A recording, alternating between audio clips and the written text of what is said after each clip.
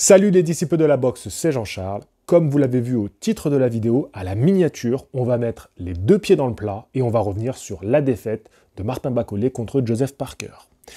On va aborder plein de sujets pour revenir sur ce qu'il s'est passé. On parlera de la suite de sa carrière, mais avant ça, je dois parler de 3 points de vue dans cette vidéo. On va s'axer sur l'avenir de 3 combattants. Bien sûr, Martin Bakole, ça sera le gros de la vidéo, mais aussi Joseph Parker. Qu'est-ce que ça va apporter cette victoire pour lui? Et enfin, Daniel Dubois. Donc commençons par là tout de suite. Daniel Dubois, qui est donc le planqué de l'histoire. Il est malade, il garde la ceinture, tout va bien pour lui. Moi, je vois plusieurs options. Soit Dubois-Parker, c'est juste repoussé, décalé à la prochaine grande réunion de Riyad Season, donc des Saoudiens. Ou alors, ils vont nous la faire complètement à l'envers et ils nous font Dubois-Usyk numéro 2. Moi, je le sens venir comme pas possible, cette histoire. Parce que ça arrange tout le monde. Ça arrange Usyk, ça arrange Dubois, tout le monde est content. Dubois, il est resté champion. C'était un combat qui était quand même risqué contre Parker. Je pense qu'il aurait gagné, mais on a vu quand même ce qu'a pu faire Parker aujourd'hui. Bien sûr, la performance est à relativiser, mais en tout cas, on sent que Parker, il est respectable quand même. C'est ce qu'on peut se dire aujourd'hui. Qu'est-ce que vous envisagez comme suite pour Daniel Dubois? Moi, je vois clairement un enfumage. Je vois un enfumage, j'espère pas, mais je vois un enfumage. Du côté de Parker maintenant. Parker, alors, c'était un peu une patate chaude qu'on lui avait refilée. Parce que tu es préparé pour Dubois, tu es préparé pour une ceinture. Dubois, malade, 2 jours avant le combat. On te ramène Martin Bakole. Donc là, tu es un peu dans une situation où, bon, il faut que tu performes, il faut pas que tu prennes trop de risques parce que derrière, peut-être que tu l'auras un peu plus tard, ta chance mondiale. C'est compliqué. Bon, au final, c'est le grand gagnant de cette soirée parce que le combat qui a fait le plus de buzz, qui a suscité le plus d'intérêt avant la soirée, c'était le sien. Tout le monde était intrigué de savoir ce qui allait se passer. Il signe un KO qui va faire le tour du monde. Tout le monde va ne parler que de ce KO-là.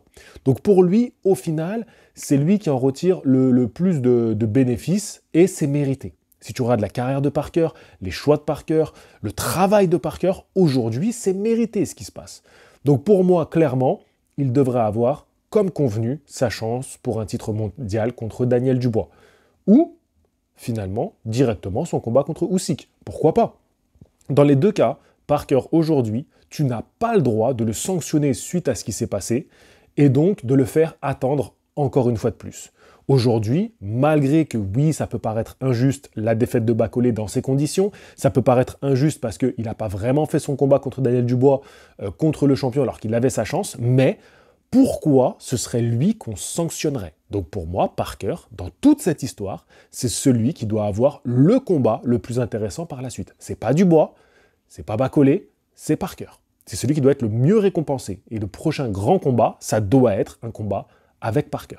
Maintenant, on va parler de Martin Bakole parce que j'ai besoin d'en parler. Voilà, on va faire un retour à froid sur cette défaite et j'ai plein de choses à vous dire parce que j'ai lu les commentaires et j'en ai vu des vertes et des pas mûres, mais je me suis inspiré des commentaires pour revenir un peu sur tout ce qu'on pourrait envisager autour de ça. Comme à chaque fois qu'un gars qui est impressionnant, qui semble invincible, qui a une grosse fanbase, tu vois, beaucoup de public qui le suit. Voilà, un mec qui fait beaucoup d'engouement. Quand on le voit perdre de manière aussi minable, aussi facile, tomber comme ça, comme du grand n'importe quoi, eh ben les gens vont crier au complot. Parce que pour beaucoup de personnes, c'est impossible dans leur esprit qu'ils puissent perdre comme ça. On a eu le cas récemment avec Francis Ngannou. Pour beaucoup de monde, Francis Ngannou ne pouvait pas tomber KO comme ça. C'était pas possible. 2 rounds, Joshua, c'est terminé. Et bien là, c'est un peu pareil. On a un peu le même cas de figure. Pour beaucoup de monde, c'est pas possible dans leur cerveau de se dire ce mec-là peut tomber KO comme ça. En plus, c'est si facile. Bam, il est touché, c'est terminé. Et l'arbitre, il l'arrête tout de suite et tout. Moi, je pense qu'il est vraiment cuit quand l'arbitre le voit. Il voit que son corps ne suit pas. Donc, il prend la décision d'arrêter parce que l'arbitre aussi, c'est un humain comme toi et moi, et l'arbitre sait les conditions dans lesquelles a été fait ce combat-là. Et il veut aussi la santé de Bakole en priorité. Tu laisses Bakole repartir, il mange des coups en trop, en plus, pas utile, qui lui bousille la suite de sa carrière, parce que c'est ça le thème, c'est la suite de ta carrière. Est-ce que là, il n'a pas gâché complètement sa carrière? Eh bien, l'arbitre aussi aurait pu être responsable de ça. Et je pense que l'arbitre prend une très bonne décision. Il voit que Bakole, il a mangé un mauvais coup, il n'est pas bien, c'est bon, t'es venu, t'as sauvé la soirée, t'as fait le taf, t'es pas prêt pour ce combat-là. Est-ce que, en vrai, est-ce que c'est pas pareil de venir pas préparé dans un combat comme ça ou de combattre malade? En vrai, c'est la même chose. Sauf que malade, ok, le médecin dit t'es malade, tu combats pas. Mais Dubois malade qui monte sur le ring, c'est finalement les mêmes conditions que Bakole pas préparé. Moi, c'est ce que je pense. Certains vont me dire non, tu dis n'importe quoi, blabla. Moi, c'est ce que je te dis. Moi, je t'affirme ça. Que finalement, c'est équivalent. Sauf que ça passe. C'est juste un mec pas préparé. Sauf que l'arbitre le sait, et sachant ça, il prend aussi cette décision-là. De ne pas faire durer, de ne pas renvoyer au combat Bakole qui n'est pas prêt pour le combat. Et il a eu raison. Donc, le complot, ça viendra à chaque fois. Il y en aura toujours. Donc, je me suis amusé dans les commentaires à ceux qui parlaient de ça, dire « Alors, c'est un complot. Ah, c'est un complot, point d'interrogation. » De mettre le mot complot, parce qu'ils ne le disent jamais vraiment. Ils ne disent pas que c'est un complot. Ils disent « Ah, il y a quand même l'élection américaine, c'est lié. » Voilà, ils disent des trucs comme ça. Bref. Donc, ça, c'est le premier point. Deuxième point, je vais vite parce que je ne veux pas faire une vidéo trop longue. Il n'a pas le niveau, tout simplement. Je vous dis, c'est les points que j'ai ressortis des commentaires, des analyses, des génies sur Internet. Martin Bakole n'a pas le niveau. Voilà. Donc, on voit aujourd'hui qu'il n'aura jamais le niveau. Toi, JC, tu peux dire ce que tu veux dans ta vidéo, tu peux trouver toutes les raisons, toutes les excuses. Bakole surcoté, Bakole est une fraude, bla bla bla bla bla. Bon, alors ça, quand on est face à une défaite aussi cuisante, tu ravales ton ego. T'encaisses les coups. Voilà. Parce que c'est à ce moment-là que les plus aigris, les plus mauvais vont se défouler. Les rapaces arrivent quand le cadavre est déjà mangé par les lions. D'accord ? Il ne faut pas partie des gens qui ont chassé. Les rapaces, ils arrivent sur le cadavre. Donc là, tous ceux qui se déchaînent sur un homme à terre, vous êtes les rapaces. Ce n'est pas vous qui chassez. Vous vous attendez que le cadavre soit déjà bien... c'est bon là, il est bien mort. Ah oui, il reste une moitié de son corps. Non mais t'es sûr, hein, t'es sûr que la moitié qui reste, elle va pas m'attaquer. Non parce que moi je veux pas prendre de risque, hein, tu comprends. Par contre, je veux bien lui bouffer ce qui reste là. Voilà, ça c'est les rapaces. Donc, les gens vont te dire, il était mauvais, il était nul. Voilà, et là on l'a vu, il a rien fait contre Parker. Donc bien sûr, tout ce que je t'ai expliqué sur la préparation, ça vaut rien. À toutes ces personnes qui ont écrit ces commentaires-là, je suis en train de le faire parce qu'il y a beaucoup de messages, j'ai pas pu répondre à tout le monde. J'écris tout simplement, je like son commentaire de haineux, et j'écris « Martin Bakole deviendra champion du monde ». Parce que oui, j'y crois encore, et on en parlera un peu plus tard. Troisième raison, l'argent fait perdre la tête. Et là, oui, les gars, quand on te met une grosse somme sur la table, ça te fait prendre des décisions parfois que tu n'aurais pas prises autrement. Souvent, on dit « Ouais, mais moi, pour l'argent, je ferai jamais ci, je ferai jamais ça, je sais, j'ai ma carrière. » Et puis un jour, il vient une proposition, tu te dis « Ouais, c'est quand même une jolie somme. Hein. » Et donc, tu y vas. Ça, c'est le premier point. Oui, l'appel de l'argent a fait prendre une décision précipitée, pas réfléchie à Martin Bakole. Et c'est vrai que si jamais... Et je pense qu'il y a des gens dans son équipe qui lui ont dit non. J'en suis sûr, il y a sûrement des gens dans son équipe qui lui ont dit non, j'espère en tout cas. Parce que si Bakole, personne de ton équipe ne t'a dit non, ton équipe, je sais pas, j'aime pas ça. Pour moi, la raison, elle ne doit pas venir du côté de Bakole. C'est normal que Bakole il ait envie de prendre cette somme, c'est normal. Par contre, son équipe, si personne ne lui a dit c'est pas parce que tu gagneras une grosse somme là que c'est une bonne chose de le faire, les grosses sommes, elles vont arriver parce qu'on sait que tu as le potentiel, on sait que tu as le niveau, on sait que tu es dangereux, sois encore un peu patient. Ça aurait été la voie de la raison. Mais malheureusement, l'argent, parce que sache que son entourage, qu'est-ce qu'ils voient dans la grosse somme, eux? Un pourcentage. Ils disent « Ah, mais il y a un pourcentage pour nous, là. Ah ouais, non, mais prends. C'est combien de millions? Ah ok, vas-y, prends. » Ça, c'est pas bon. Donc oui, l'argent te fait prendre de mauvaises décisions. Et là, aujourd'hui, on peut se dire peut-être qu'il a gâché sa carrière pour une bourse. Sa carrière sportive. Parce qu'après, si cet argent, il l'investit et qu'il fait une carrière dans l'immobilier, disons, je dis ça comme ça, ou alors il investit dans un YouTuber qui s'appelle Box Attitude, et voilà, il lui donne une part et qu'il pète, ce YouTuber, par exemple, on sait jamais. Donc, sa carrière, en soi, elle n'est pas forcément gâchée. Mais sportivement, oui. Sportivement, il a peut-être tiré une balle dans le pied de sa carrière. C'est possible.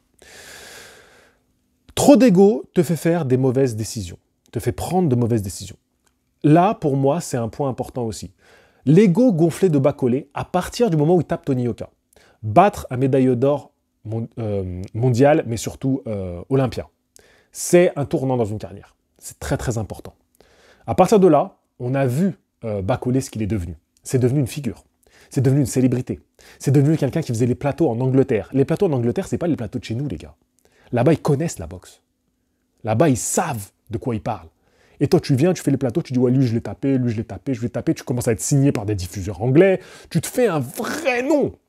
Si Bas-Collet, ça fait un buzz de fou, là, quand il arrive en Arabie Saoudite, c'est parce que les Anglais, ils ont relayé comme des fous. Tu regardes les médias anglais, c'était une dinguerie quand Bas-Collet, il y va.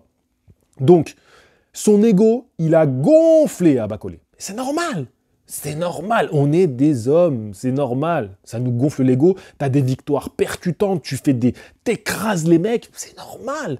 C'est que des bangers. C'est que des masterclass qu'il a fait à partir de Yoka. À chaque fois. À chaque fois, il s'est amélioré. Donc, c'est normal que son ego, il est gonflé. Et donc, le mec se dit, moi, je peux y aller, je peux le battre. Oui, il se dit ça. Et là encore, l'équipe. Est-ce que dans son équipe, des gens lui ont dit non, tu vas pas le battre? La vidéo que moi je vous ai faite avant le combat, moi la vidéo que je vous dis, c'est une mauvaise chose de prendre Parker préparé. Je vous l'ai dit. Et moi je suis team Bas-Collet. Je kiffe Bas-Collet. Malgré qu'il ait battu Tony Yoka et ça, je l'ai encore là. Mais je suis team Bas-Collet. Je l'aime beaucoup ce boxeur. Et la première chose que je vous dis, c'est quoi? C'est pas comme un ahuri. Oui, mais bien sûr, il a la force de battre. Je sais qu'il a la force de battre. Mais la première chose que je te dis, c'est faut pas y aller. Il ne faut pas y aller, c'est une erreur. C'est pas une erreur de prendre des millions, c'est une erreur pour ta carrière de prendre Parker à ce moment-là. Parker, c'est un bourbier. Donc, ça, trop d'ego te fait prendre de mauvaises décisions. C'est aussi un point qui a amené à cette défaite. Ensuite, 5e point, et pour moi c'est le plus important, c'est le point essentiel, le manque de professionnalisme. Parce que je vous ai dit, Bas-Collet n'est pas préparé. Bas-Collet n'est pas du tout préparé, je le sentais. On a eu la confirmation du poids et on l'a vu sur le ring. Bas-Collet n'était pas préparé. Et là, c'est le point où j'ai eu le plus de contre-arguments que j'accepte. J'ai amené cette analyse, j'ai amené cette théorie, pourquoi je pensais qu'il perdrait ce combat-là, et donc on m'a opposé tout de suite, avant même le combat, les gens m'ont opposé des contre-arguments très intéressants. Ils m'ont dit, JC, tu peux pas dire qu'il n'est pas préparé, tu es un boxeur pro, tu es toujours un minimum préparé. Vous n'avez pas tort. Le vrai professionnel est toujours un minimum préparé. Et là, c'est le point que je veux le plus développer avec vous, parce que pour moi, c'est le point crucial que Bas-Collet doit tout de suite, c'est pas demain, tout de suite, remettre en question s'il veut devenir champion du monde, et je crois qu'il deviendra champion du monde. J'y crois dur comme fer. Mais à partir de maintenant, il y a quelque chose que Bas-Collet doit changer pour le reste de sa carrière. Tu ne peux pas arriver comme ça à 2 jours du combat que tu as accepté. Tu ne peux pas être un boxeur qui accepte tous les défis, comme tu l'as montré dans les faits. Dans les faits, il a accepté ce défi-là. Et en contrepartie, n'être pas un homme qui s'entraîne tout du long de l'année un minimum. Prenons l'exemple de Carlos Takam. Carlos Takam est un boxeur qui accepte tous les défis. Il a fait un changement de dernière minute pour affronter Anthony Joshua. C'était pas prévu, ça ne devait pas être Carlos Takam, c'était Kubratpulev qui se blesse, je crois, à l'époque. Je crois que c'était ça, Kubratpulev qui remplace. Carlos Takam, il fait un combat de fou furieux. Il est préparé. Carlos Takam, c'est le tonton, c'est l'exemple à suivre. Carlos Takam, c'est un exemple pour nous tous. Il a 40 balais, il est prêt. Et regardez quand on lui donne un combat dans des bonnes conditions, ce qu'il a fait à Tony Yoka. Il arrive encore meilleur. Ce mec-là est toujours prêt. Alors je dis pas qu'il peut être aussi prêt que Carlos Takam, parce que lui, c'est l'élite. C'est l'élite. Ce mec est exceptionnel. Je vous le dis, il est exceptionnel. Mais Bas-Collet, tu te dois d'être préparé un minimum. Un minimum. Pas à 0. C'est pas possible. Ceux qui m'ont dit, mais j'y sais, les mecs, ils sont toujours préparés un minimum. C'est pas vrai. C'est pas vrai. Il y a plein de boxeurs, parce que toute leur carrière, elle a été bien gérée, bien amenée. Ils n'ont pas besoin d'être tout le temps préparés. Gervonta Davis, tu le prends hors prépa, il y a quelques années, il est ridicule sur le ring. Il est gros, c'est un poids mi-lourd. Parce que ce mec-là, il a eu Floyd Mayweather tout petit, qui l'a géré très jeune. Donc en fait, il avait toujours tel combat, telle date, je fais ma prépa, j'arrive prêt le jour J. C'est un sport d'élite, les gars. Il n'aurait pas fait une super performance, Bas-Collet, même en étant un minimum préparé. Mais au moins, tu aurais limité la casse. À ce niveau-là, les gars, tu ne peux pas arriver avec une prépa, même de 80%. On parle de l'élite de la boxe, les gars. Vous croyez quoi? Vous croyez que c'est le gars-là qu'il y a dans le gymnase à côté de chez toi? C'est l'élite de l'élite. Ces mecs-là se préparent avec des teams d'une dizaine de gars pour que le jour J soit au top. Tu crois qu'on peut arriver à 80%? Alors arriver à 10%, c'est inimaginable. Mais au moins, tu aurais limité la casse. Parce que là, ce qu'il en reste comme image de toi, elle est terrible. Il y a quelqu'un qui m'a écrit oui, les gens ils vont le découvrir à ce combat-là et ils voient un mec qui se fait éteindre en 2 rounds. C'est une image terrible. Tu te dois de limiter la casse, d'arriver et de faire ta perf, d'être prêt pour ça. Moi, je pense à des Duopa, ils sortent toujours le combat. Duopa, lui aussi, la veille du combat, il prend Povetkin chargé comme une mule. Duopa n'a même pas de tenue de sport. Il est là, il fait un combat. Il donne un combat à Povetkin. Il se fait éteindre, mais il donne un combat. Bacolé n'a pas donné de combat, il n'a pas donné de change. Et ça, c'est pas pardonnable pour un professionnel. Et ça doit changer maintenant. Oui, je gronde Bacolé, alors qu'il fait 140 kilos et que s'il m'attrape par l'oreille, je vais m'en souvenir toute ma vie. Parce que j'aurai plus d'oreille. Et donc forcément, dès que je me verrai dans une glace, je dirai, putain, ouais, ça c'est Bacolé, ça. Ah, le coquin. Non, mais c'est vrai. À un moment donné, je démonte votre contre-argument. Vous ne pouvez pas me dire ça. On parle d'un sport d'élite. On ne parle pas de toi qui va à la boxe même 4 fois par semaine. C'est pas ça dont on parle. Et tu peux accepter un combat parce que tu es préparé, faire un combat amateur dans 2 semaines, ok. On parle de l'élite de l'élite. Vous croyez quoi? On ne peut pas même pas imaginer. On ne côtoie pas ce genre de personnes, nous, au quotidien. On ne les côtoie pas. Chaque détail change tout. Chaque détail fait la différence. Ton game plan fait la différence. L'homme dans ton coin, ce qu'il va te dire fait la différence. Les ajustements que tu as apportés dans les derniers jours avant le combat font la différence. Ce que tu as mangé la veille, ça fait la différence. Tout fait la différence, les gars. Donc oui, ça c'est le point, je vous l'accorde. Le manque de prépa, le manque de professionnalisme. C'est ça, la plus grosse erreur de Martin Bacolé. C'est sur ça qu'il va devoir travailler maintenant. Tu es prêt, on sait que tu es prêt mentalement à accepter tous les défis. On le sait, tu l'as prouvé. Mais tu dois être prêt physiquement également. Et ça, tu n'as plus le droit de faire cette erreur. Tu n'avais même pas le droit de le faire là. En vrai, là, il n'avait pas le droit de faire cette erreur. Parce que si jamais ce travail, il l'avait fait en amont, en disant, écoute, tu connais ta carrière, ils ne vont pas te donner ta chance. Voilà. Ils ne vont pas te faire de cadeau. Ils ne vont pas te faire de cadeau. Ils savent comment tu es dangereux. Ils n'ont pas vraiment envie d'un champion congolais. C'est la vérité, ils n'ont pas envie d'un champion congolais. Alors toi, sois prêt. Sois prêt à ce que cette chance, tu vas leur arracher. À tout moment, tu vas leur arracher cette chance. Là, tu es passé à côté. Voilà. Oui, je suis fâché, mais il fallait revenir sur ce point qui pour moi est le plus important. Alors maintenant, passons à la suite. La suite de la carrière de Bacolé. Là, Bacolé, il a fait une chute dans les classements. Chute terrible. Là, le nouveau Bacolé, c'est Kabayel. Kabayel, il est grimpé de malade. Clairement, c'est ça. Kabayel et Bacolé, ça s'est inversé totalement. Ça s'est pas inversé. Kabayel a piqué la place de Bacolé. Parce que c'est là, c'est dans ces moments-là que tu dois être au rendez-vous. Tu dois être performant. C'est pour ça qu'il valait mieux attendre ton combat contre Efe Ajagba. Maintenant, c'est fait. Il a chuté, il a dégrelé dans 15e mondial, 16e mondial, un truc comme ça. C'est un algorithme, c'est impardonnable, d'accord? C'est pas un Dana White qui décide de qui met où, d'accord? C'est un algorithme, tu descends. C'est impardonnable. C'est cruel, c'est comme ça. Donc maintenant, il faut accepter de remonter la pente. Un combat qui aurait été sympa, c'est contre Zhang, pour un combat de retour. Ça fait une belle affiche, c'est sympa. Et pour moi, aujourd'hui, Bacolé, il tape Zhang, tous les deux préparés. De ce que j'ai vu de Zhang préparé, là, ce qu'il a montré, Bacolé préparé, Bacolé tape Zhang. Belle affiche, bonne reprise. Zhang qui sort d'un KO, lui, tu lui donnes, ça lui fait une belle bourse pour partir en retraite. Et Bacolé, ça le relance bien. Ça aurait été très intéressant. Moi, j'aurais proposé cette affiche-là, dans la prochaine carte des Saoudiens. Maintenant, il devait y avoir un combat contre Efe Ajagba, qui est en train de se préparer. C'est pas con. C'est pas con de le maintenir.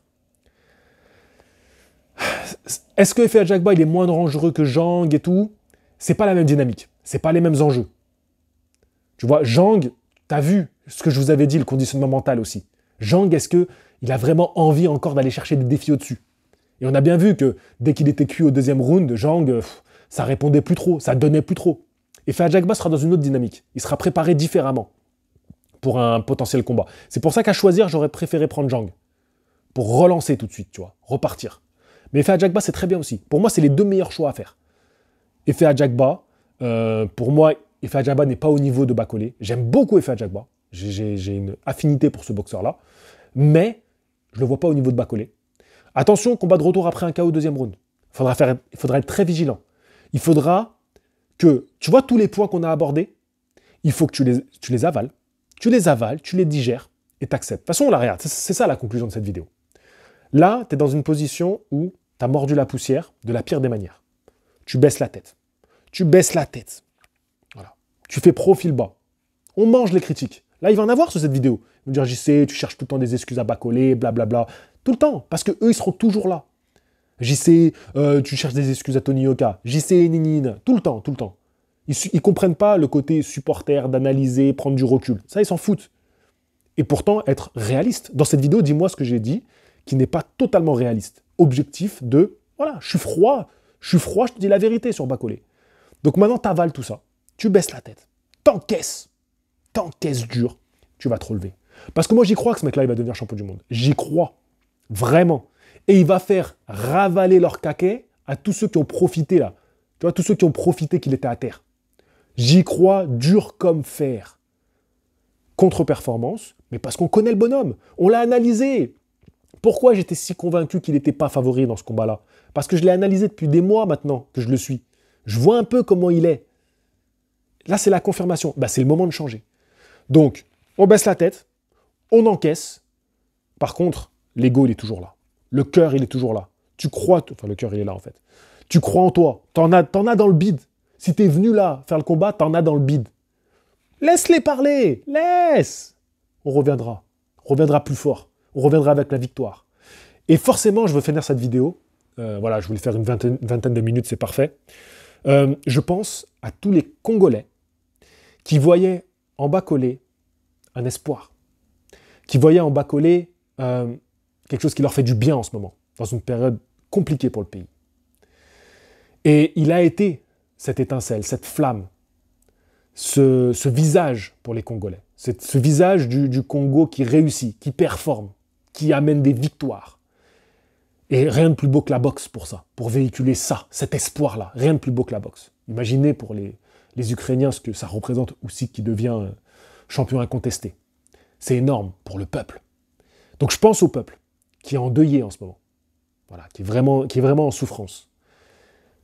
Perdez pas espoir. Je sais que c'est facile à dire pour moi, hein. En tant que Français, bien au moment confort dans mon petit canapé, c'est très facile pour moi à dire. Mais moi, je crois en Bâcolé.